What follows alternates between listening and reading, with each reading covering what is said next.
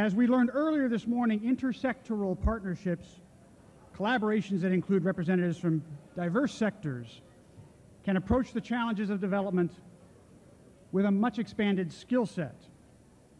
In this session, we are going to consider the possibilities for applying this skill set in a specific case. This session arises out of a particular partnership that began in 2002 between Oxfam America, Starbucks Coffee Company, the Ford Foundation, and the Oaxacan State Coffee Producers Network, which goes by the acronym of SEPCO. These partners embarked on a unique collaboration to help small-scale Mexican coffee producers expand their access to the global marketplace and increase the worldwide availability of high-quality, fair trade certified coffee. Here are 4 partners with very different objectives and very different organizational cultures who were able to come together, commit substantial resources, and devote long hours to achieve a common goal. This project, which our panelists will address among other topics, is one example of a growing number of intersectoral partnerships that have been created in recent years to spread the benefits of trade more equitably around the world. We are very fortunate to have with us this morning, first of all, Paul Rice, who is President and CEO of Transfair USA, based in Oakland. Sue Mecklenburg, Vice President for Business Practices with the Starbucks Coffee Company, and Ray Offensheiser, President of Oxfam America. Our panelists will draw some lessons from their ongoing partnership. Paul Rice will begin by speaking broadly of the role of intersectoral partnerships in promoting fair trade. Please join me in welcoming our first speaker, Paul Rice.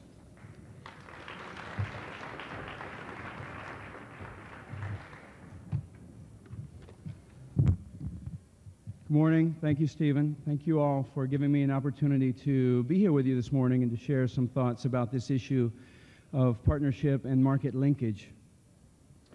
I spent a good part of my career working in the field. I lived in Nicaragua for 11 years in the 80s and 90s, working on literally dozens of wonderfully designed and, in most cases, very well-funded international development projects, which sought to alleviate poverty and promote sustainable development. And I have to say it was an unhappy experience because so much of that work simply failed.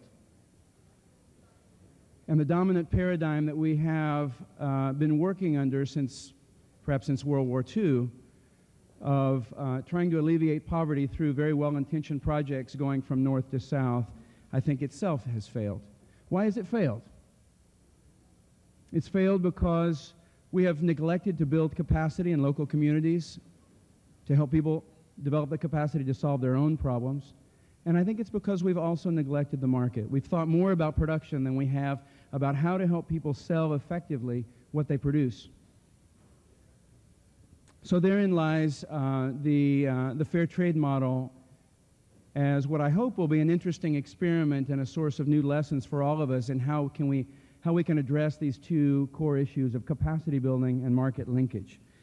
Or, as some people have put it, putting a human face on globalization, finding ways to make trade and economic growth more socially equitable and more environmentally sustainable. I'd like to start with a pop quiz. Hands up, who here drinks coffee? Let's see it. Whoa! Okay, National Coffee Association says 52% of Americans drink coffee, so you all are clearly caffeine overachievers. Second question, who here has heard of Juan Valdez? So clearly you all watch TV. Now you can't deny it. For those of you who didn't raise your hands, Juan Valdez has been on TV for the last 30 years, representing a coffee farmer from Colombia. And for those of you who have seen it, it's a very pleasant image, isn't it? Juan Valdez is out there harvesting coffee in the sun. He's reasonably well-dressed. He's got the burro thing going. And so if you ever took the time to think about the farmer when you were drinking your daily cup of joe, you'd have to conclude, well, coffee farmers are probably doing okay. Well, I'm here this morning to tell you that nothing could be further from the truth. Sadly, the coffee industry is facing the worst price crisis in the history of coffee. Coffee prices in real terms have never been lower than they are today. I was in Nicaragua in January, a couple of months ago, and was in the field speaking with farmers who right now are selling their coffee to local buyers for the equivalent of 20 cents per pound. 20 cents US per pound for coffee that we pay, what, $8, $10, $12 a pound for if we're buying the good stuff. I can tell you that a small farmer who grows 1,000 pounds a year, 2,000 pounds a year, which is typical, simply can't make ends meet in this market. They can't put food on the table. And so they are forced to take their children out of school to put them to work in the fields. They're forced out of their communities. Illegal immigration out of coffee-producing communities in Mexico, for example, it has sharply risen. The New York Times tells us that Colombian coffee farmers are cutting down coffee plants to grow coca. The implications of the coffee crisis are deep and disastrous. And coffee is just one lens through which to look at this phenomenon of globalization. It's not the only global cash crop commodity in crisis, with a huge human toll on the communities that grow those products. So the good news is people are looking for alternatives. People are trying to create alternatives to this business-as-usual model. And one of those alternatives is fair trade. So what is fair trade? In essence, I would describe fair trade as a model that helps small family farmers in developing communities get organized, develop the business skills, the organizational and management skills, in order to take their product direct to the global market. So by taking their product, in this case coffee, direct to the global market, these farmers are able to dramatically increase their incomes. They're able to add value and jump over the middlemen, and in many cases double or even triple their net incomes as compared with local market prices. And that, of course, enables them to put into effect dramatic increases in local living standards, not based on someone's charity, not based on aid, but based on a fair price for an excellent product. And so we see the impact of fair trade in communities around the world in terms of cooperatives setting up scholarship funds. In Costa Rica, where I was visiting 5 months ago, I visited a cooperative that had set up a scholarship fund for high school students, because high school is a luxury in those communities. And in the last 5 years, they've sent 264 kids to high school thanks to this scholarship fund that was set up with the fair trade premium. Other communities make the transition to organic agriculture. Other communities invest in quality to make themselves more viable. And we're going to hear more about quality a little bit later. Make themselves more viable in the international market, more competitive. Some farmers simply buy a mule, because buying a mule means you no longer have to carry that 150-pound sack of coffee down the mountainside on your back. Small but very poignant examples of progress, if you will.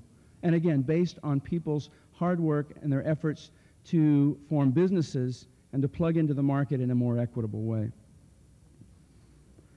How does fair trade work for industry? Well, fair trade for industry provides value as well, because it gives industry a chance to secure its supply chain, to ensure that the high prices that are often paid for gourmet products up here are filtering all the way back down to the grower, who needs it most in order to be able to ensure that high-quality supply.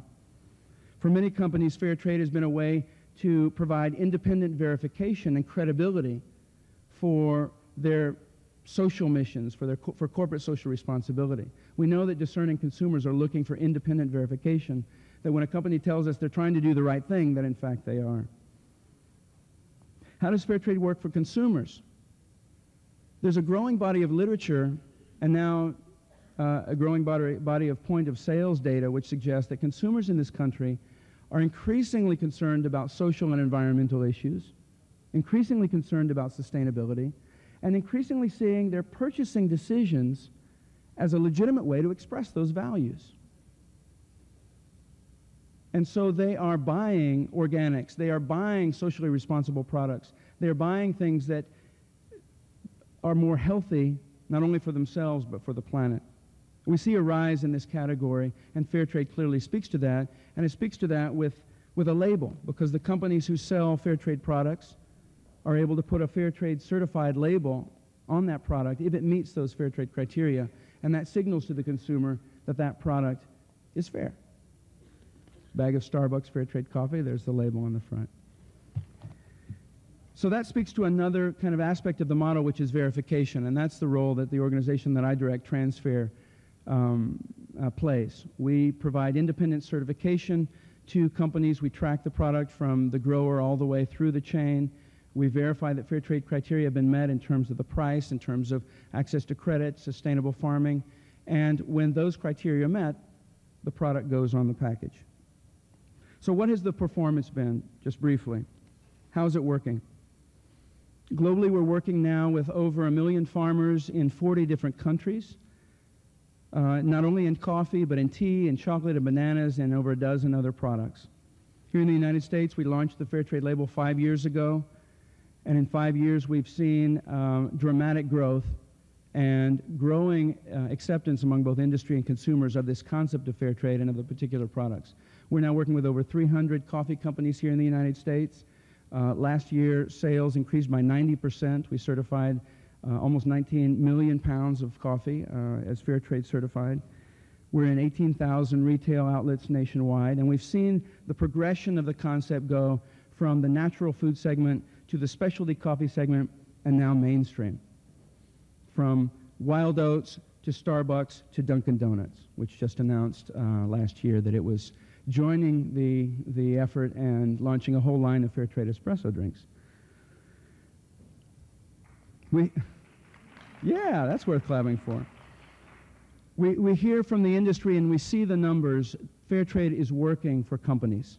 It's not just about doing the right thing. It's not just about paying a fair price to farmers. We see that fair trade has become a source of growth and a source of increased profits for companies that are doing it right. And that speaks to how it's promoted. It speaks to the breadth of the coffee line. It speaks to how that fair trade product line is incorporated into the overall product offering. And we see consumers, finally, we see consumer groups, church groups, student groups, environmental organizations embracing a positive alternative. You know, so many folks are concerned about the impact of globalization. It's easy to identify what we don't like and to try and organize against what we don't like. But there are very few positive alternatives that speak to what is something positive that we can do to help change the world. Fair trade is a positive alternative, and we see that with the disillusionment, the widespread disillusionment with the political process in this country, we see consumers awakening to their power at the point of purchase. The power to, with something as everyday and mundane as a daily cup of coffee, make a dramatic impact on the lives of people around the world. We are launching bananas. We launched bananas a month ago. We launched chocolate and tea last year. We're broadening the category. I flew down to LA yesterday to meet with the president of Dole Bananas. Fair trade as a category is now going beyond coffee and extending into a whole range of products which allow us, the sleeping giant, the consumers of the United States, to awaken and to make a difference every day. Thank you.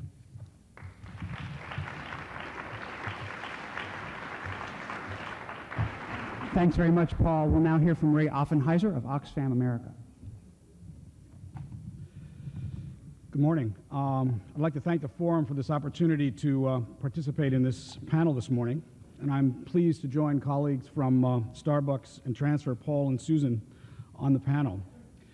Oxfam's enjoyed a very energetic and constructive relationship over the past several years with Starbucks, Transfair, and the Ford Foundation that's focused on, as Paul was talking about, supporting small-scale farmers to improve their capacity to deliver increasing volumes of high-quality fair trade coffee to the market, and perhaps more importantly, to get a fair price for their product.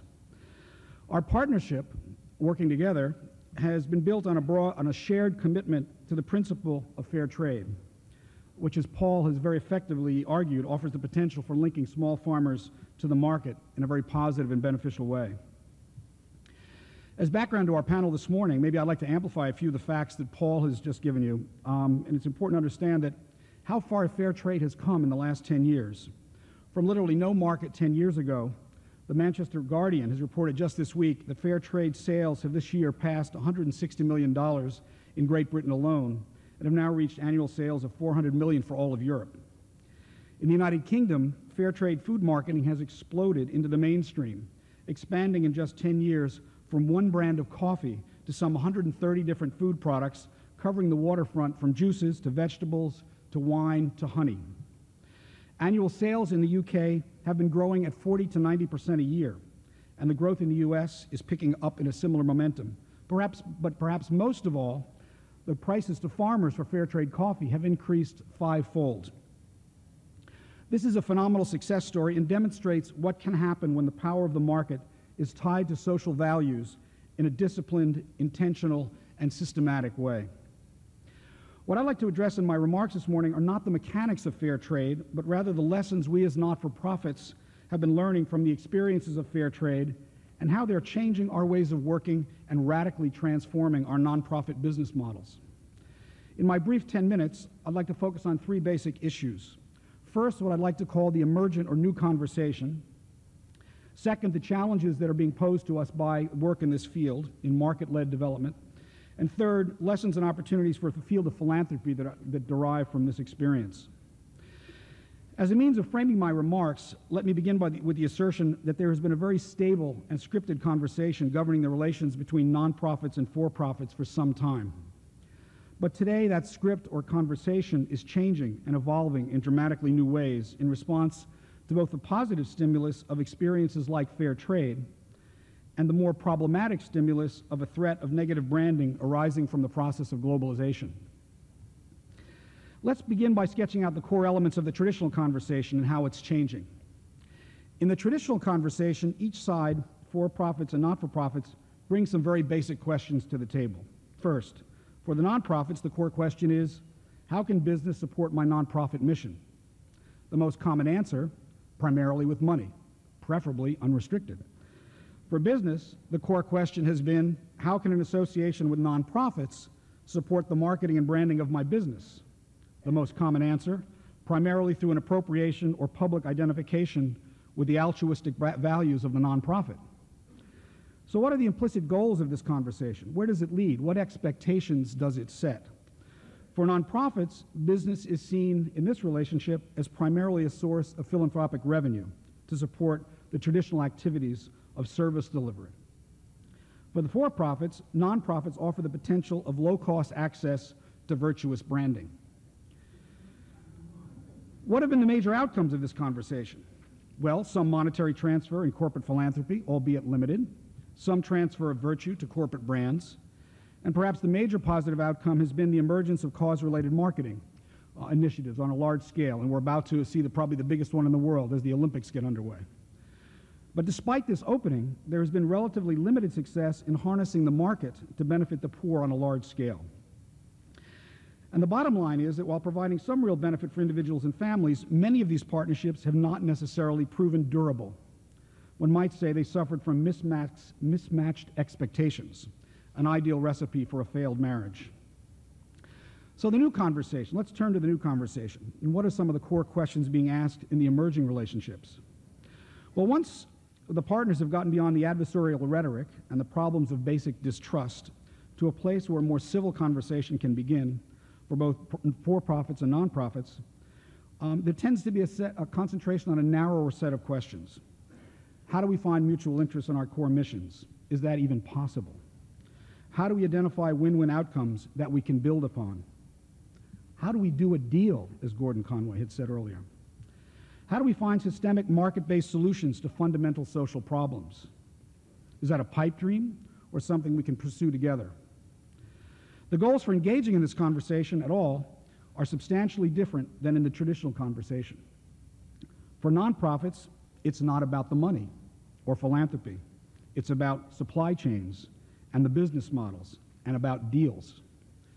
For the for-profits, it's about acknowledging that identifying with meaningful efforts at building human development potential and a just world is good business practice. By contrast to the traditional conversation, what are the outcomes of the new conversation? Well, the commonality of vision leads both sides to begin exploring the potential for developing for the nonprofit a corporate engagement strategy and for the for-profit a community engagement strategy.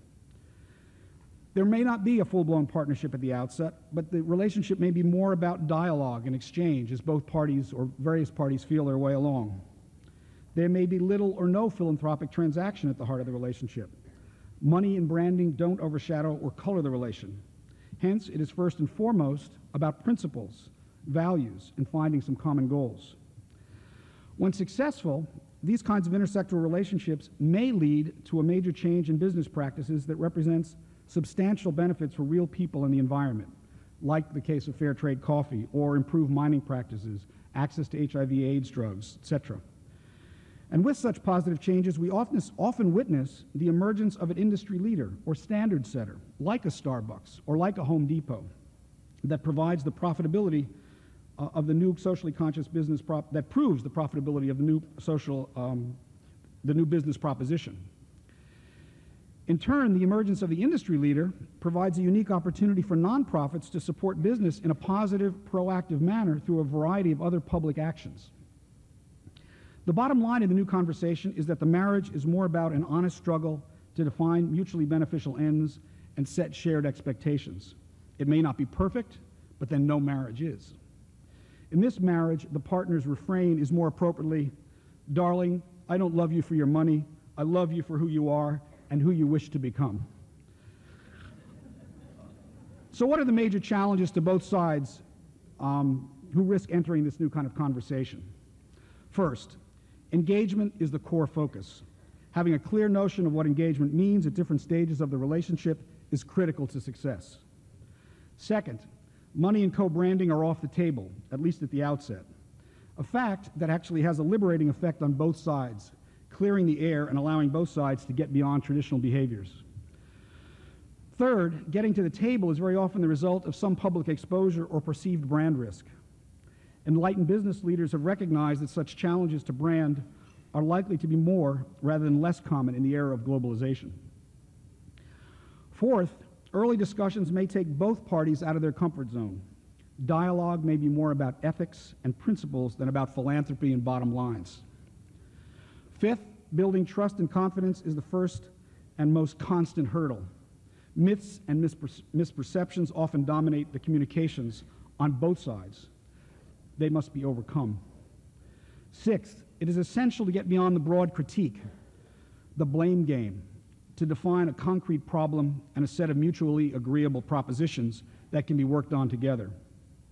Seventh, both parties must develop the structures, the institutional structures, and the competencies, and invest adequate levels of human and financial resources to sustain the conversation and build the deal. Eighth, institutional buy-in must be secured by all parties from the highest levels of the organization. Otherwise, there will be little movement. Let me conclude with a set of lessons for philanthropy. First, don't be afraid of this work. Embrace it. It's the future. I think it's fair to say that foundations have historically been timid or skittish about working around or with market actors. Yet such new market-based approaches and partnerships may offer the promise of yielding more lasting change than traditional altruistic or philanthropic approaches to intersectoral partnership. Second, there's a potential for a very high leverage for dollars invested. If an industry leader emerges and makes a significant change in business practice that can benefit the poor, this is a monumental victory relative to a few dollars sprinkled on an ocean of misery. Third, engagement and partnership is not a magic bullet. It is a process that has ups and downs. We're all still learning. There are no models, as we heard earlier, but we're all growing in wisdom, age, and grace. Fourth, neither corporations nor not-for-profits are adequately staffed to do this work well. There's a dramatic need to develop new skills, hire new staff, and restructure to prioritize the work. So what can philanthropists do to move this agenda? Invest in helping not-for-profits develop their engagement strategies and internal capacity. Invest in leading non-for-profits to develop their capacity to understand business on its own terms and do deals. Invest in work on concrete initiatives like fair trade, sustainable lumber harvesting, affordable drug pricing. Invest in work on social impact assessment that can complement much of what has already been done in the field of environmental impact. And finally, support work to develop enforceable global standards of accountability and codes of conduct. In conclusion, I'd like to just return to Jane's challenge to us all last evening to develop solutions that are proportionate to the scale of the problem. We can only develop such solutions to scale through partnerships between non-profits, government, and the private sector, through bold visioning that sees the potential for doing really big deals for development and poverty alleviation, and through a willingness to toss aside outmoded business models and to strike out in new directions. Are there risks? Yes, certainly. but addressing the challenge of global poverty and harnessing the power of globalization to do it is the challenge of our generation. It's up to us to grasp it and to shape it into something durable for future generations. Thank you very much.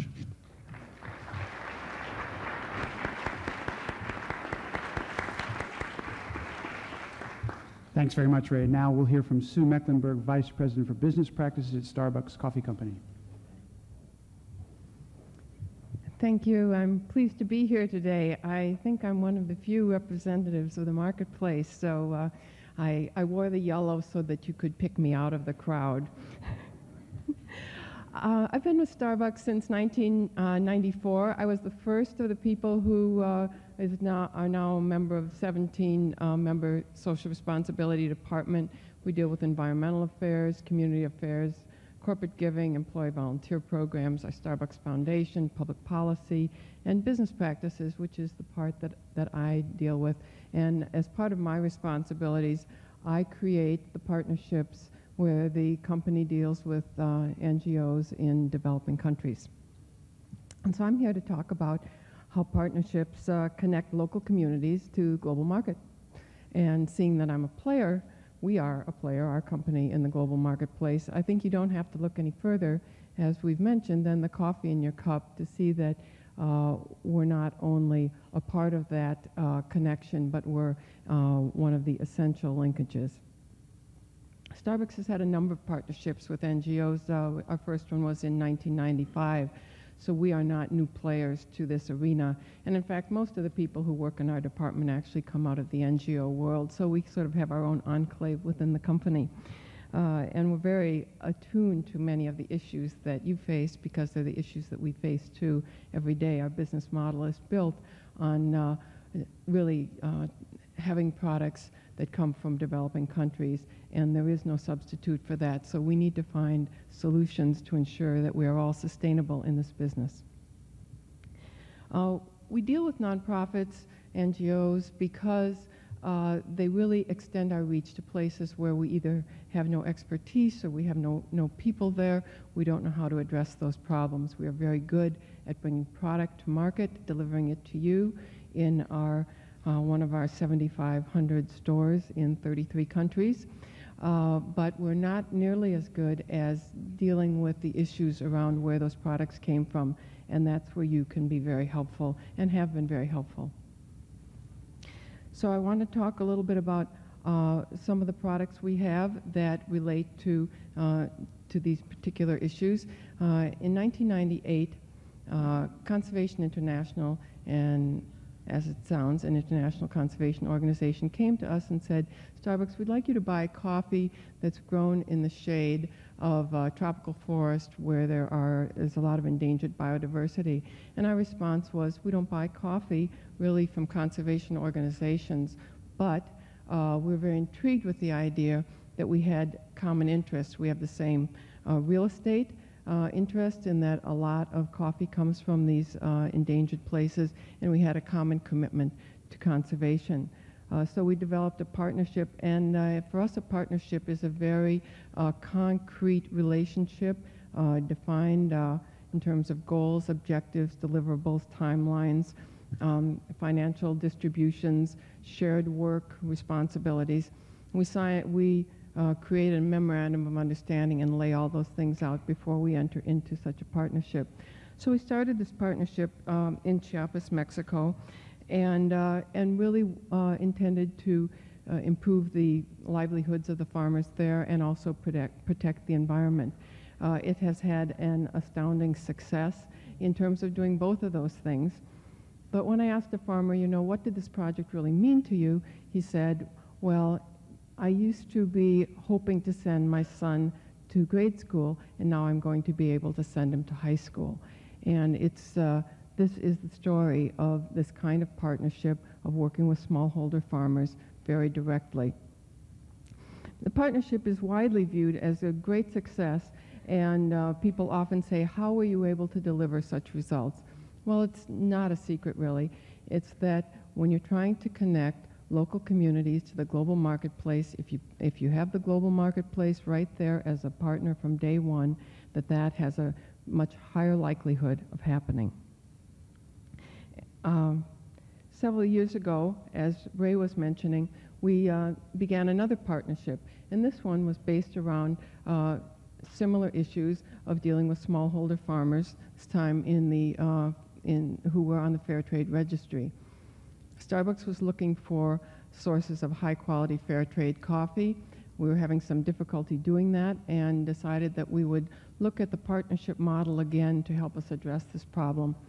And we started actually with a foundation, the Ford Foundation, who also had an interest in supporting the fair trade movement. And after some conversations, we decided that, and this was a little risky for the Ford Foundation and for their board, who did not want to be seen as supporting the interests of a private company. But we thought that we could work through these issues and brought in a small group of NGOs to make proposals on how they would help us with this project. Oxfam clearly was the one who spoke to us and our needs and our mutual interest, and we launched this project several years ago and have been working with these farmers. And I would challenge you, as you're thinking as potential donors, of looking at this model as maybe something that you hadn't thought about as a way to leverage your dollars. Businesses are very results-oriented, and when we enter into a partnership, we intend to succeed. We intend to have results that you can really measure. And one of the things that the Ford Foundation and Starbucks said they would do would be to each contribute equally financially.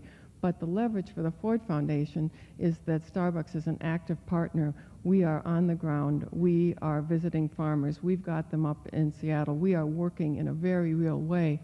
So it's an interesting way for you to think about leveraging philanthropic dollars when you have these vibrant business NGO partnerships at work.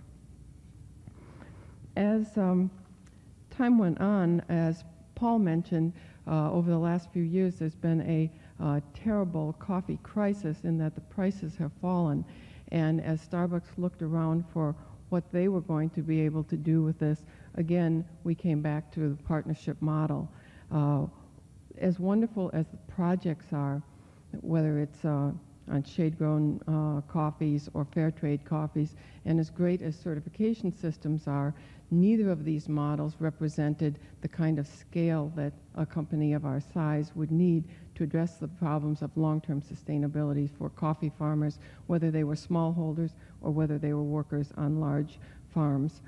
And so again, we turned back to an NGO partner, Conservation International, and decided that we would turn the model on its head of what we had been doing, where we had been looking at good environmental and social models and trying to improve quality. And what we would do is look at our high-quality suppliers, current and future, and see if we couldn't encourage them through financial incentives to incorporate into their practices environmental protections, protections for workers, ability for people to organize on farms, economic transparency down to the producer level.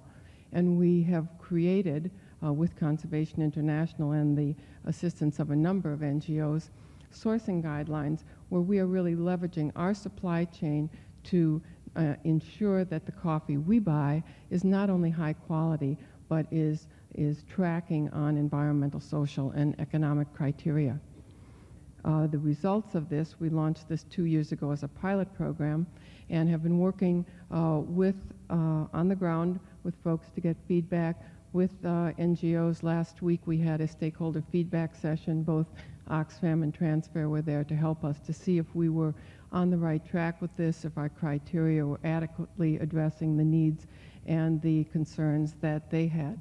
And basically we'll be launching this next month as our new way of doing business. But we've been able, by the pull of the marketplace, to source more coffee in the last year under these new guidelines than we have been able to source in the history of our company through all the projects and certifications that we have been dealing with.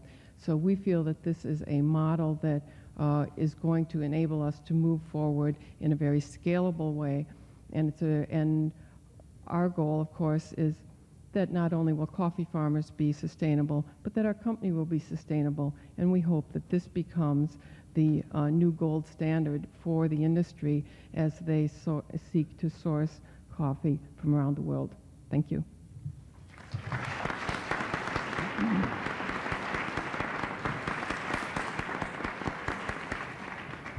We're going to move straight to questions and comments from the audience. I sense that a number of folks didn't have a chance to speak in the first plenary this morning, so you can retool your question a bit and ask it, and we'll assume that it's appropriate for the moment. So let us move straight to the audience, and I'll start over here and I'll move back and forth.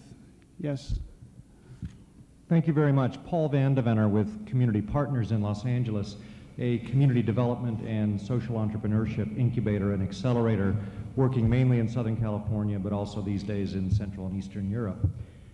You've all done a great job of describing the high road strategy. Could you please spend a second describing low road strategies so that we can recognize them when we see them, and perhaps describe political advocacy, organizing, and policy fixes or directions that could be taken to counter those low road strategies? Would you like to start, Ray? Could you help me understand what you mean by low road strategies? Just so I... By low road strategies, I mean non-partnership strategies that work against the interests of farmers and others, and counter the good work that you're trying to do by the establishment of partnerships. Okay. Well, in Oxfam's case, actually, I think one of the things that would be interesting for us to talk about as the conversation goes forward is the different roles that each of us have played in this partnership around the issue of coffee marketing, both inside the partnership and outside the partnership. And in Oxfam's case, on the coffee issue, for example, we've actually been very involved on the advocacy and policy side of this question, and basically tried to move forward into the marketplace by trying to get global attention paid to the crisis, the pricing crisis. And so we actually launched a global coffee campaign and a global coffee report, and we launched it in 24 cities in one day with the idea of trying to kind of get the public attention on a global level, not about just fair trade coffee, but about the crisis in the market, as it were, the failure of the market, if you will. By doing that, we were trying to get people to focus on alternative propositions to basically, a blame game. I think the tricky part of that kind of work is that we've had to learn is that we have to learn enough about the industry that we're working on to make intelligent propositions that make sense to people. And some of the ideas we put forward from the industry's point of view made a lot of sense, and others seemed ridiculous at the time. But I guess all of this is to say I think there is a role for public education and advocacy in building, for example, demand for fair trade coffee. If you don't know that this kind of a model is being implemented, how do you get demand built up so that Paul's certification program grows and Susan's company can sell the coffee? So we've seen it very important to frame the issue and put forward the value proposition so that was really on the table for the world to see. There are other aspects to the partnering as well. What's the role of government? We haven't talked about that. In the case of the coffee crisis, Oxfam recommended that there be a global coffee rescue plan implemented, which had really two features: short-term financial assistance to countries that were facing a dire crisis for loss of national revenue, for example, in Central America, as well as an accelerated program to get producers out of coffee and into crops, exportable crops that actually held better market promise. We also argued for strengthening the International Coffee Organization as a positive proposition. It had fallen apart in 1988. There really was no monitoring of global supply. That's one of the reasons why there was oversupply and the price collapsed. So in this particular case of coffee, I'm not sure there were low road strategies that we were countering as much as there was an absence of a debate altogether. So I'm not sure that I'm answering your question precisely, but that's my best shot. What do you want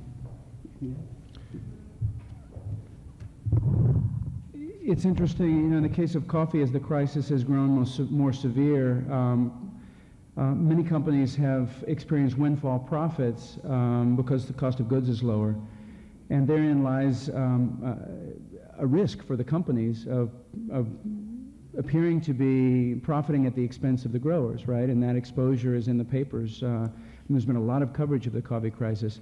In that context, we see a whole array of different responses from the industry, from indifference to real engagement and real effort. And fair trade is one way that companies have engaged and tried to take a more strategic perspective in terms of engaging with growers and taking care of them. Certainly have been other initiatives, certification schemes, and approaches that, I mean, I don't know if I would call them low-road strategies, but certainly approaches that don't deliver the same level of value back to rural communities, and moreover, certainly don't address the issue of empowerment. And I mean, they're out there. You can research them. You can look at the standard. A number of these certification schemes simply bless companies or farmers, I should say, that pay minimum wage in the country of origin. Minimum wage in Central America right now is between $2 and $4 a day. So you can look at the different certification schemes that are out there and kind of draw your own conclusions about which ones are really addressing the core issue of delivering value back to communities. And then I think the empowerment issue is critical. I mean, discerning what is low road or what is impactful. The issue of how are communities being engaged and how is capacity being built to give communities voice is critical and clearly a differentiator between some of the initiatives that are out there. Thanks, Paul. Right here in the middle. Certification schemes like this, it would seem, would have the ability to raise the bar and challenge people to better behavior as long as most of the market actors are actually below the bar. In other words, as long as as getting the certification label differentiates you from the pack, it has value for the organization. And maybe, you know, right now where we are is there's still plenty of bang in that strategy within the coffee industry. My question is, what happens when the bulk of the people in the industry, if that day is even remotely close, get themselves to where they meet the floor necessary for the certification? Is there a mechanism that you've thought about so that maybe the label is something that should be constantly raising the bar so that it's only available to the best 25% of the actors in the industry? And I'm just wondering if you thought that far ahead or whether that day is so far off that we don't even need to be thinking about it now.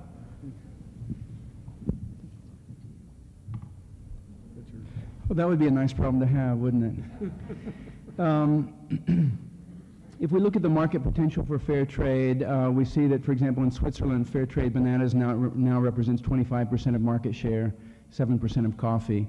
In the UK, 15% of all bananas and roughly 4 to 5% of all coffee is now fair trade. So these are small market segments, but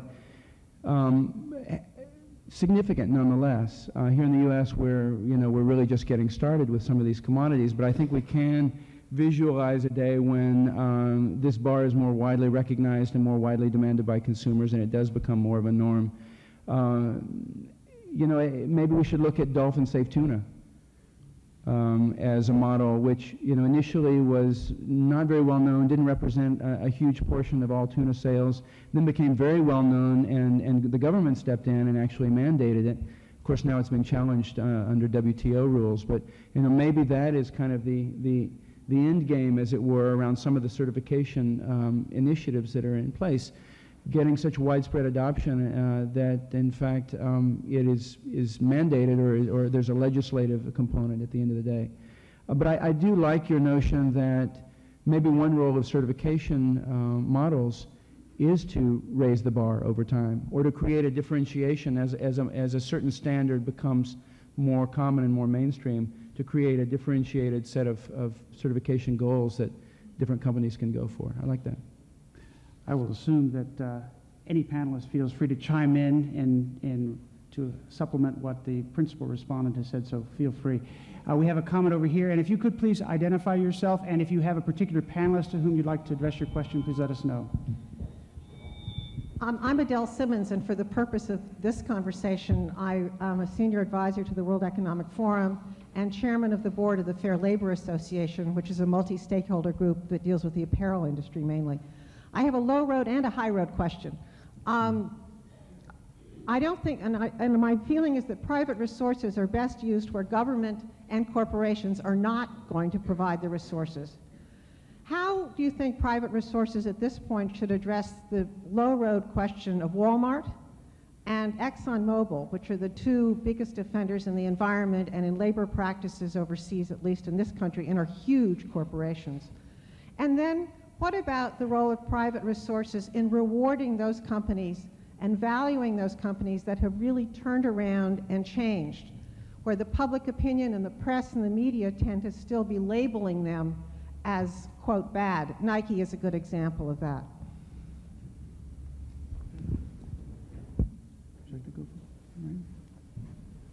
Well, on again, going back to the sort of discussion about low road strategies and how to deal with those particular kinds of challenges, Oxfam actually, apart from this partnership, has been struggling with how to redefine its business model in such a way that it can effectively link the interests of the poor in all of the different parts of the world where it works with debates on important public policy issues, both in the multilateral sphere as well as in the marketplace. And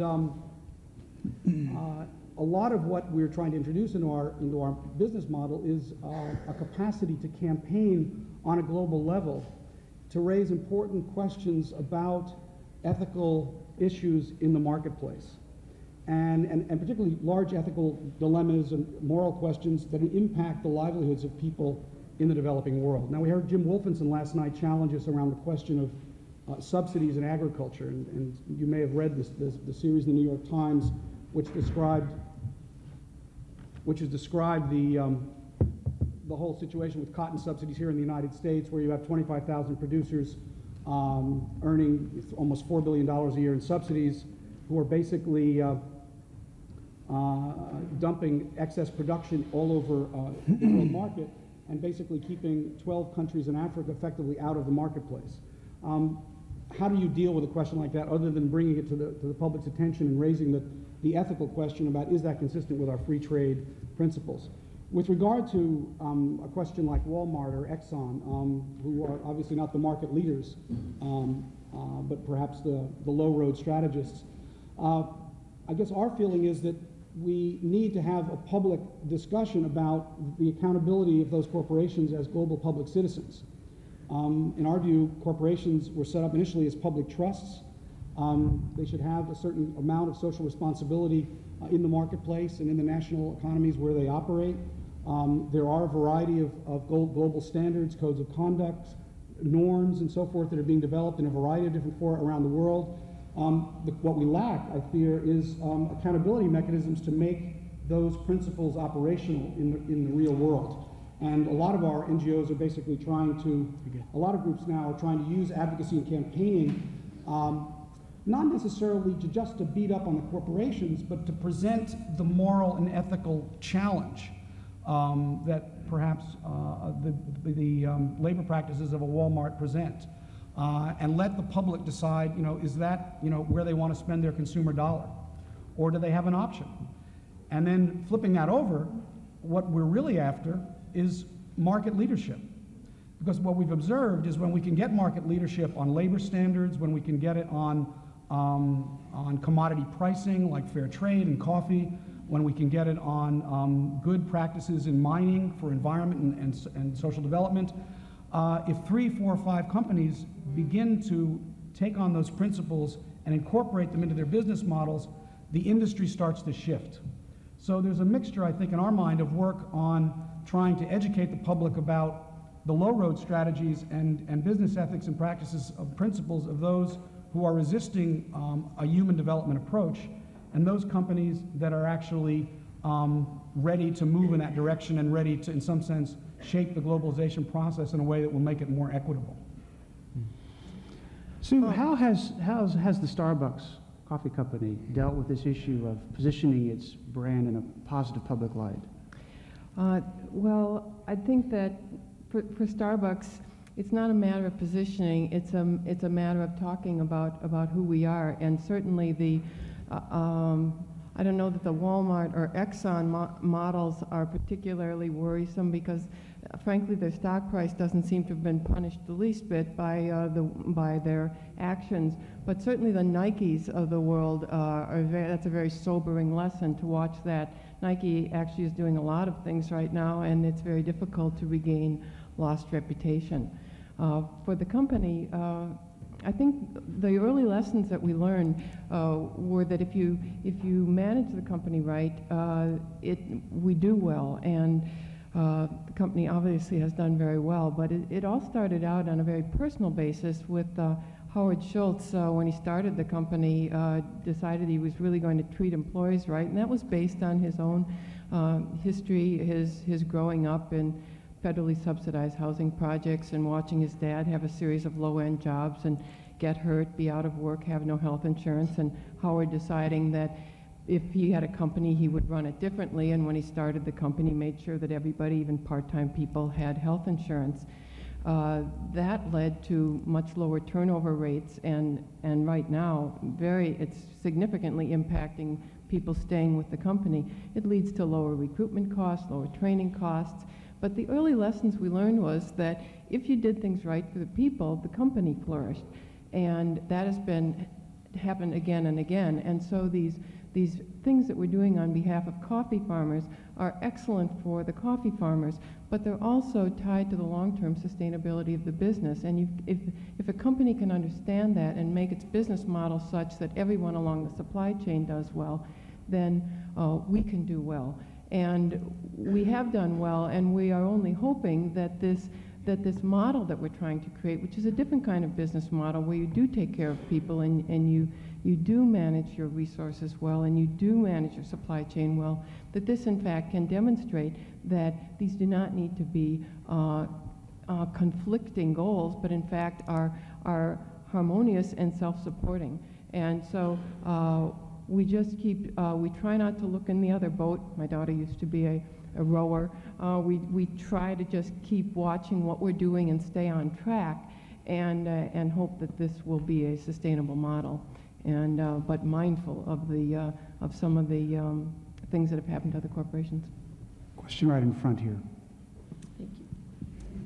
I'm Maria Otero from Acción International, and Acción International works in microfinance around the world. And so most of what we have done has been to create commercial regulated microfinance institutions. So the concept of partnership between a nonprofit like Acción and the private sector is really absolutely at the center of what we're doing.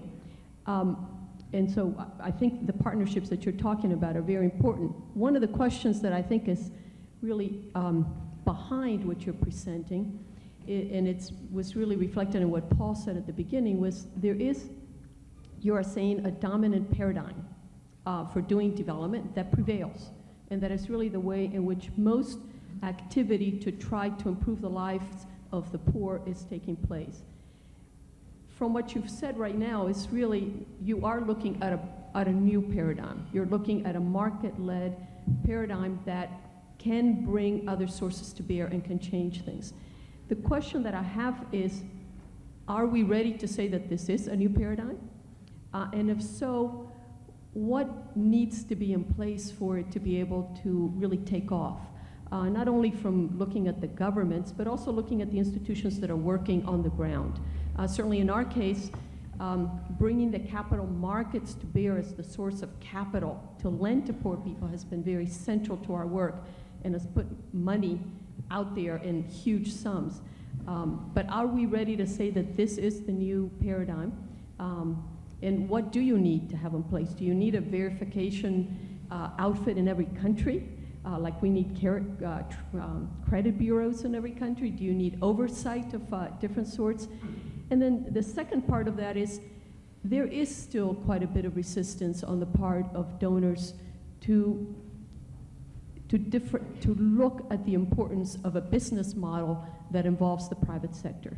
What steps need to be taken to move that in another direction, or to move that in the direction that can see that this is really a model that can give much greater result than the one that has prevailed, which I agree with you, Paul, has been really very, very disappointing. Thank you. Ray, you want to start with Paul? Thanks. That's a great question, and I'd love to spend an hour over coffee discussing it, because it great, as long as it's fair trade. I wouldn't say it's the new paradigm is here. I'd say it's an emerging paradigm, and we're still figuring out how to make it work. Clearly, one of the core tenets is market access. We ignored the market for too long. Market access is a critical, perhaps one of the three critical legs of a three-legged stool, with access to capital and capacity building support being the other two legs. How do we promote market access, though, in a way that is empowering and that promotes sustainable and equitable development, as opposed to just vanilla-flavored growth, which we know it doesn't help the poor? I think at the end of the day, what we're talking about is building a model in which interests are aligned, right? I mean, globalization has been described as a race to the bottom. Companies are looking for the lowest possible cost of goods, so they go to countries where labor is cheap and the environmental standards are non-existent, right? There's a fundamental contradiction of interest between workers and peasants in developing countries and the interest of the corporation. How do we break that? How do we align the interests so that companies do better by paying farmers more, for example? Companies do better by making sure that the natural environment is conserved. I think at the end of the day, that depends on awakening the sleeping giant, awakening consumers into building consumer demand for that value-added product. It's a product feature, right? I mean, fair trade coffee sings for two reasons. One, it tastes great. We only work with specialty coffee companies. And two, it makes you feel good, right? And you don't have to be kind of on the left or in the progressive community to feel just kind of, oh, wow. I mean, most of the people who drink fair trade coffee today, they don't know the intricacies of the model. But they know basically that this is a fair product, that it helped people achieve a decent living. And so if we can build a broader awareness for fairness and for products that instill fairness, that deliver fairness and environmental sustainability, and build demand for those, then it works for companies, right? Companies don't want, I mean, the companies that we work with say, hey, if there's demand for this, if we can find a market for it, and if consumers will bear the added cost, then we'll do more of it. And they will, and they do. They do it out of enlightened self-interest as well as out of concern for farmers. If it's profitable, industry will do it. So the question is, how do you build enough demand so that it's a growth opportunity, so that it's a profitability opportunity? It's doing very well, and I think that speaks to our success with very limited resources to reach the sleeping giant. So therein, you know, in response to your question, what is needed is, I think, clearly one of the critical ingredients. We need to develop the resources to be able to reach a broader audience and to awaken consumers, perhaps not to the complexity of the discourse in the model, but to the basic delivery of fairness and environmental sustainability through a range of products that are emerging. If we can do that, then perhaps it will be a new paradigm. Brief as you can. Yeah. Just briefly on the paradigm shift question. I don't think we're quite there yet, but I think we're at a watershed moment. Most of the work and the structure of work, a structure of organizations that exist today that have been working on international development were forged in the aftermath of World War II and during the period of the Cold War. And we're living with those structures still. I mean, with all deference to Jim Wolfensohn, the World Bank is a creation of the Bretton Woods process in 1949, and part of the strains he feels in doing his job is actually trying to make it a 21st century organization that actually represents the agenda going forward. The moment, I think the problem we're facing now in terms of the paradigm shift is the work of most of our development community in the public sector and as well as in the not-for-profit sector has been focused on the idea that we are the agents who provide complementary public goods to assure social welfare while the market does its thing over here. And the proposition that's on the table for you today and through this whole conference is, let's link those two pieces together and see if we can get the engine of the market to drive the distribution of public goods in a much more powerful way than has ever happened before.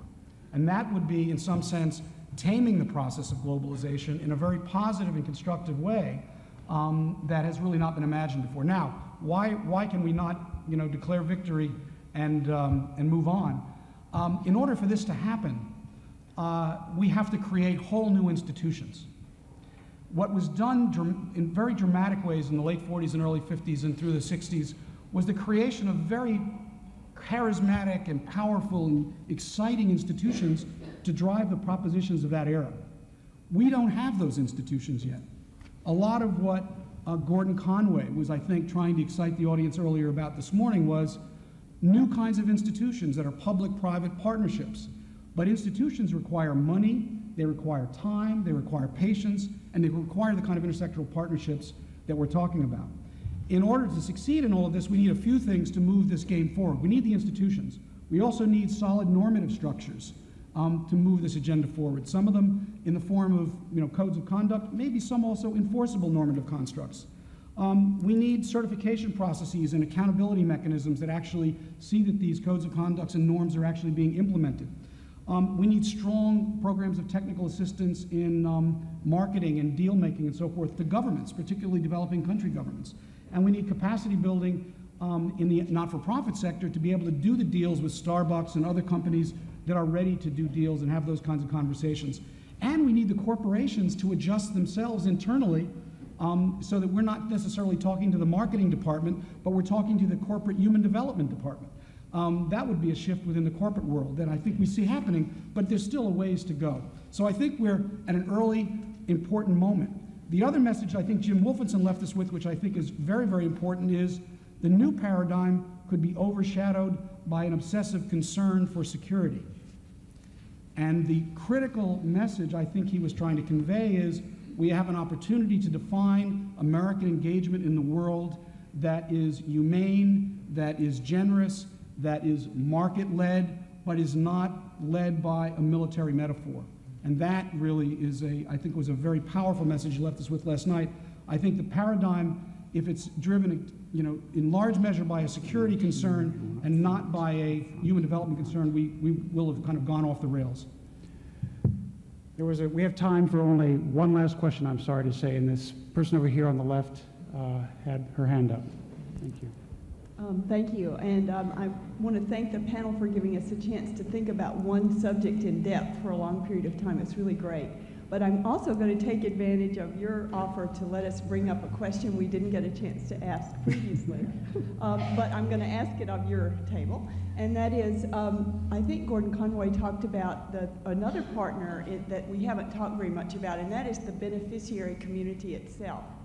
And I didn't hear too much about the women in the microbicide discussion or the farmers in the technology discussion. So I wanted to hear how you all engage the coffee producers. Thank you. Well, maybe just a quick comment on that, and then maybe Susan should comment. But Oxfam's role in the partnership has in some sense been to, in the specific partnership that we've been talking about, has been to bring particular co-ops forward from the ground, of producers who are actually growing coffee, and basically test a hypothesis, which is, could the coffee co-op itself assume many of the functions that intermediary buyers in the coffee market now perform, in terms of quality control, tasting, and then intermediation with the roasters. And so a lot of what the partnership involves, and maybe it's the invisible partner at the table, are the co-ops themselves and the role they play in the dialogue with us about how this process goes forward. And that's really the core of the partnership.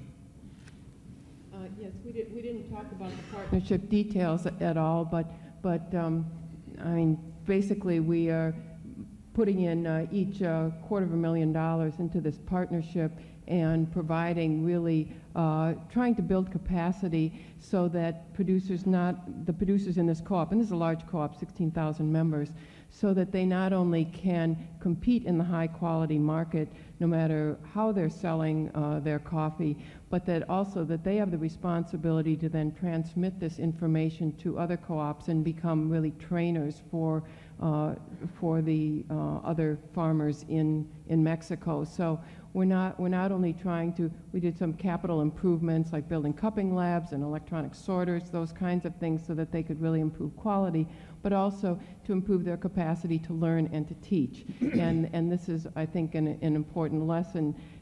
Anytime you do a project like this, you have to be looking for what's your exit strategy. That has to be from day one because you're trying to build internal capacity. And so this was an important part of the project. And we are not yet done with it, so I don't have good results other than they've sold all of their crops at high prices this year, so that's a good result. But we'll see what, we'll come back in a couple years and let you know what the legacy was.